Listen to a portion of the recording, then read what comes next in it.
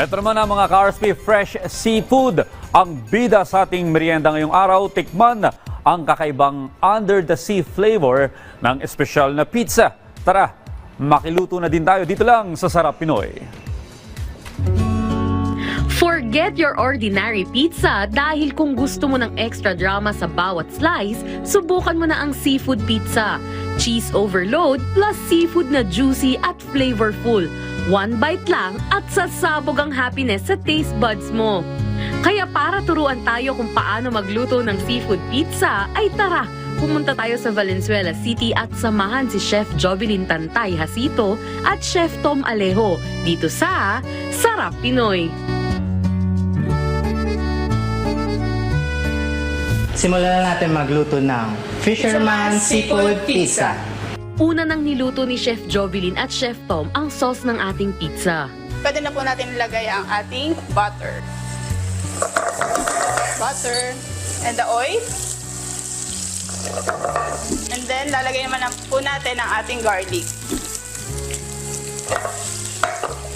Sunod naman na nilagay ay ang marinated shrimp na mayroong olive oil, paprika, salt, pepper at chili flakes. And then, deglaze po ng white wine.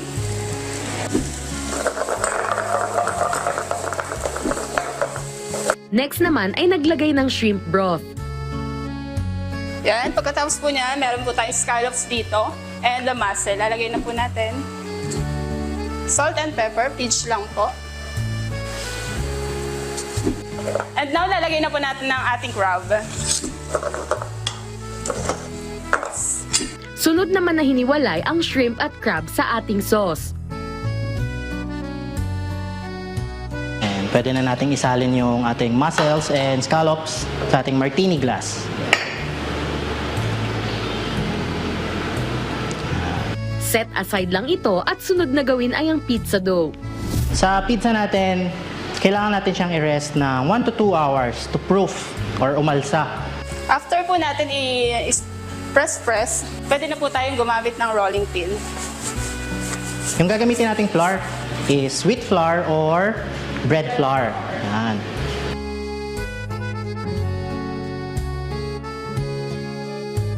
Sunod itong ilipat sa pizza pan at lagyan ng squid ink.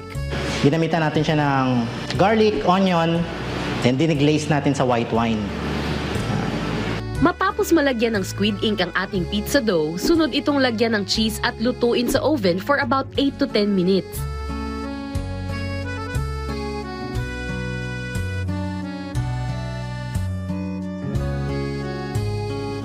Pwede na nating slice, then i-plate na natin sa ating martini glass. Yung niluto natin kaninang seafood toppings.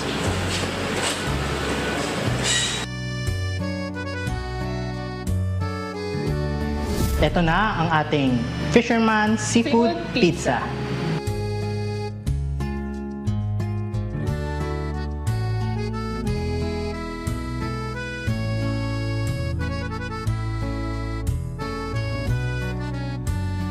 Kaya if you're craving for something extra, seafood pizza na ang sagot dyan. Hindi lang satisfying, but totally Instagrammable. At kung gusto nyo naman balikan ang nakaraan nating episode, maaari nyo yan bisitahin sa aming official social media accounts at Rise and Shine Pilipinas sa Facebook, YouTube at Instagram, habang RS Pilipinas naman sa TikTok at X.